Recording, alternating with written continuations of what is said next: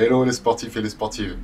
Alors aujourd'hui on se retrouve pour une petite vidéo sur une routine d'échauffement et de conditionnement physique. Alors cette routine, je l'avais déjà développée sur ma chaîne auparavant. Là je l'ai réadaptée pour les personnes en surpoids, les personnes en situation d'obésité, qui ont des difficultés sur leur mobilité, qui ont des difficultés qui pourraient avoir des difficultés sur les éventuelles routines que j'avais faites avant. Parce qu'elles sont beaucoup plus dynamiques, elles sont beaucoup moins accessibles. Donc là, j'ai décidé de refaire une nouvelle version, un petit peu plus accessible, un petit peu plus abordable, on va dire pour tout le monde. Donc c'est parti, on va débuter sans transition. Alors comme je vous le disais, c'est une routine qui vise tout le corps et naturellement, on va commencer par le bas, les fondations on va dire. Donc là, on est sur un exercice pour déverrouiller la plante des pieds, les orteils. On va aussi énormément solliciter les genoux. Donc les personnes qui sont en situation d'obésité, souvent qui ont mal aux genoux, c'est un exercice que vous pouvez sauter parce que on peut avoir des sensations. Si on a mal aux genoux, on peut avoir des sensations. Par contre, si on n'a pas mal aux genoux, c'est très très bon pour démarrer sa séance. Donc là, on est sur la phase latérale, pareil, les chevilles, les genoux toujours. On continue sur les chevilles et les genoux. On est sur l'articulation tibio-tarsienne. Et au niveau du genou, tibio-fémoral, c'est ça, et tibio-patellaire. Donc bien entendu, vous commencez toujours en musculation et dans le sport en général, on commence toujours par le membre faible. Quand on a des exercices d'isolation qui isolent une jambe ou un bras, on commence toujours par le membre faible et on continue, on fait le même nombre avec le nombre fort. Donc là, on est toujours sur les... Là, on a monté d'un petit cran, on est sur les genoux. Donc toujours déverrouillement tibio-patellaire et tibio-fémoral. Ça, c'est d'ailleurs un très bon exercice. Vous le verrez, plus on le tient et plus on commence à avoir des sensations au niveau du quadriceps. Donc pour monter en température, pour démarrer, c'est très très bien. Donc là, on était jambes serrées, on a fait jambes écartées. Maintenant, on passe aux flexions. Flexion, on va commencer à introduire pareillement les cuisses, le bassin, les fessiers. Donc la première phase, c'est jambes serrées, comme vous le voyez.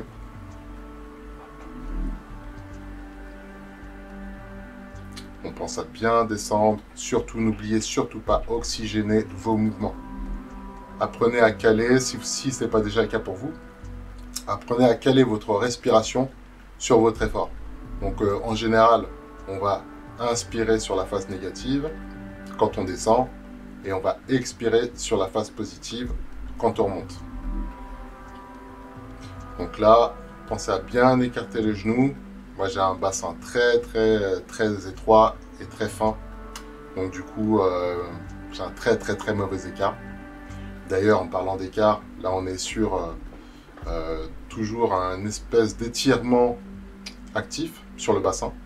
Donc on va solliciter les adducteurs, on va introduire les fascia lata et c'est très bon exercice pour l'articulation coxofémorale, pardon.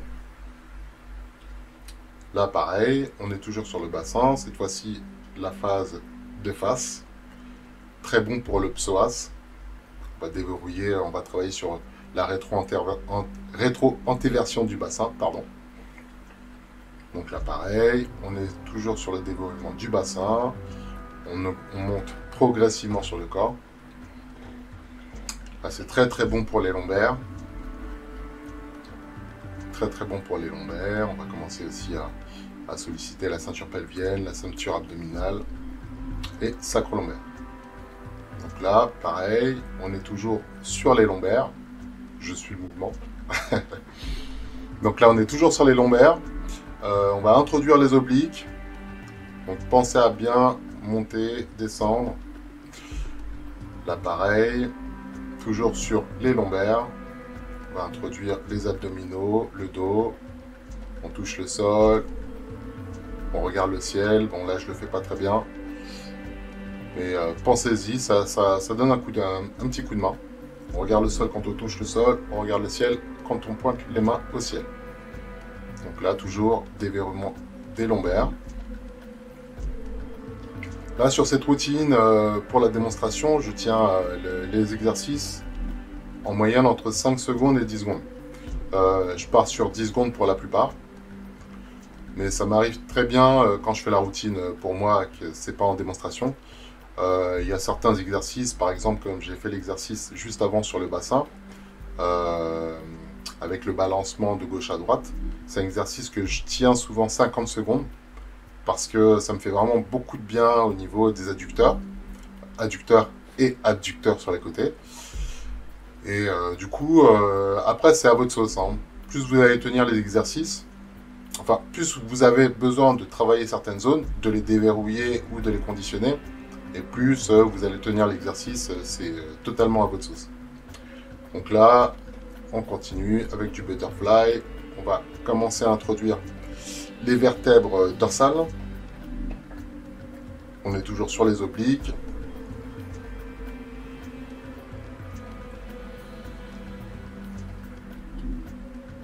J'ai un beau petit bidon. Si on m'avait dit un jour que j'aurais du bide, j'y aurais pas cru. Mais écoutez, il va partir dans pas très longtemps. Donc là, pareil. On va aussi un petit peu introduire les épaules là sur cet exercice. Vous allez voir, il y a un très bon étirement, une sensation d'étirement au niveau du biceps, au niveau de l'avant-bras. Plus vous allez mettre votre main perpendiculaire dans le mouvement, et plus vous allez sentir d'étirement au niveau de l'avant-bras et du biceps. Mais on est bien entendu toujours au niveau des vertèbres dorsales. Donc là, on est remonté, on est arrivé au niveau des épaules, l'articulation gléno-humérale et acromyoclaviculaire. Très très bon exercice pour les blessés comme moi de la clavicule. Là, on va solliciter tranquillement les trapèzes. On est sur l'échauffement des épaules. On introduit les grands dorsaux, tous les muscles des omoplates, donc grand rond, petit rond, sous-épineux et sus-épineux. Bien entendu, trapèze. Donc pensez à bien garder les mains collées le long des jambes. On évite de trop balancer les bras, d'aller dans tous les sens. On essaie de rester toujours dans chaque exercice. Contrôle, maîtrise, respiration. Et de toute façon, dans le sport, vous verrez que plus vous gérez votre respiration et plus vous allez gérer vos efforts. En fait, l'idée, c'est d'arriver à la maîtrise d'un mouvement plutôt que se préoccuper sur sa quantité. En fait, c'est toujours plus intéressant de travailler sur la qualité. Donc là, on est vraiment bien sur les épaules. On va introduire aussi un petit étirement au niveau du grand pectoral et du petit. Toujours sur les épaules.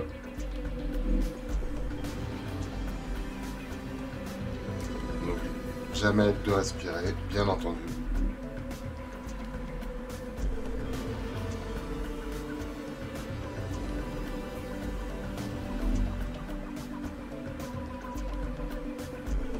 Ok.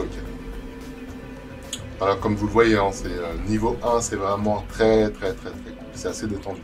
Après, vous pouvez rajouter de l'intensité dans vos exercices pour finalement commencer à un petit peu plus stimuler le cardiovasculaire, le cardio-pulmonaire, le cardio-musculaire. Plus vous allez être dynamique dans vos exécutions, et plus vous allez avoir du rendement, bien entendu.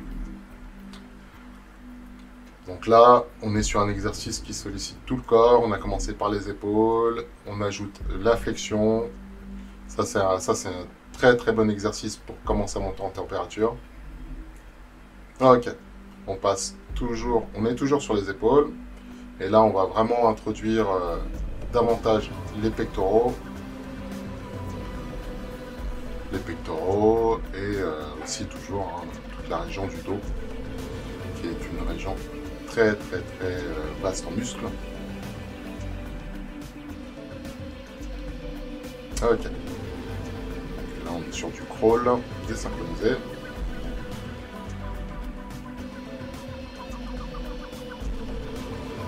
Et pareillement en arrière. Donc là, ça c'est une phase, surtout si vous êtes en surpoids ou en obésité, là c'est une phase où il faut vraiment penser à oxygéner. Parce que là, après les flexion-extension avec les bras, en général, ça commence à titiller un petit peu le cardio. Donc là, sur le crawl, le papillon crawlé, pensez à bien oxygéner vos mouvements. Donc là, on redescend sur les coudes. Coudes, hein, bien entendu, avec une bonne stimulation au niveau du biceps. Biceps, légèrement triceps. Et aussi sur les avant-bras. Ok. On synchronise. On oxygène. On n'oublie pas, bien entendu. Dans l'autre sens.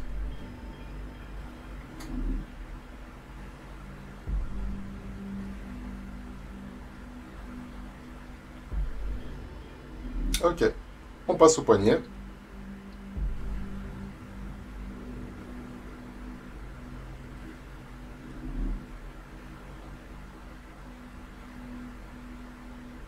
On avait de la chance ce jour-là, un très beau soleil.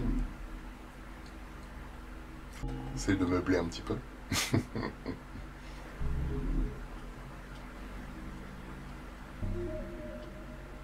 Voilà. Encore un petit effort sur les poignets toujours. Bon là on est vraiment dans une phase de récupération. Hein. Là on a fini, on s'approche de la fin de la routine. On passe vraiment sur des petits segments. Là c'est vraiment du déverrouillement pur. Et on passe au cou et à la nuque. Donc ça c'est un exercice avant que je faisais uniquement de manière unilatérale on va dire. Là c'était vraiment avant-arrière. J'ai rajouté des phases sur les côtés pour avoir un peu plus d'amplitude, solliciter plus d'angle. Donc là on passe sur le côté, vers le ciel et vers le sol. C'est aussi un très bon exercice si vous êtes pratiquant de MMA, de combat, de boxe. C'est aussi un très bon exercice de fixer un point précis et d'essayer de garder le champ de vision fixe sur un point. Donc ça c'est un exercice qu'on travaillait à l'époque où je faisais de la boxe chinoise, du sanda. Et c'est un exercice qu'on travaillait justement pour habituer les centres d'équilibre, donc au niveau, principalement au niveau des oreilles. Excusez-moi, j'ai oublié les termes exacts. Mais en tout cas, très bon exercice pour essayer de s'approcher du chaos en fait. Quand on se prend un coup dur, un coup dur. Donc fin de séance, j'espère que cette séance vous a bien stimulé. Donc on a fini. La dernière phase c'était sur le cou, la nuque. Donc fin de séance. On se retrouve pour la prochaine vidéo au niveau 2. Et en attendant, prenez soin de vous, entraînez-vous bien et restez des sportifs de choc. À bientôt.